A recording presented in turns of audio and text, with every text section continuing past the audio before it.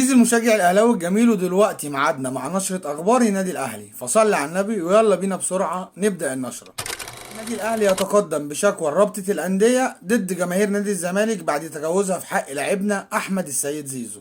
ووفقا للاعلامي احمد شوبير، معلومات عن تجهيز امام عاشور ليكون على مقاعد البدلاء في مباراة النادي الاهلي امام نادي فاركو. حسام حسن لاعب نادي مودرن سبورت يعتذر لجماهير النادي الاهلي عن سوء التفاهم الذي حدث منه بعد تسجيله الهدف الاول في مرمى النادي الاهلي. محاولات من وسام ابو علي للتواصل مع مجلس اداره النادي الاهلي للعب مع الفريق لمده 6 شهور لحين حل الازمه مع نادي كولومبوس الامريكي، ورفض قاطع من كابتن محمود الخطيب، وتم ابلاغ وكيل اللاعب بان الموضوع صفحه واتقفلت. اما مباراه النادي الاهلي القادمه فهتكون امام نادي فاركو يوم الجمعه الساعه 9 مساء. اما خارج النادي الاهلي فمسؤولي استاد هيئه قناه السويس يطالبوا مسؤولي سيراميكا كليوباترا بمبلغ 168 الف جنيه قيمه التلفيات التي حدثت بعد مباراتهم امام نادي الزمالك. بمشاركة معلول أساسيا في كامل المباراة، نادي صفاقس التونسي يخسر أولى مواجهاته في الدوري التونسي بنتيجة 2-1. لاعبنا المحترف في الدوري الإماراتي محمد النني يحصل على جائزة أفضل لاعب في الدوري الإماراتي بتصويت الجمهور لموسم 2024-2025. نادي كريستال بالاس الإنجليزي يحقق تاني ألقابه عبر التاريخ بعد حسم لقب الدرع الخيرية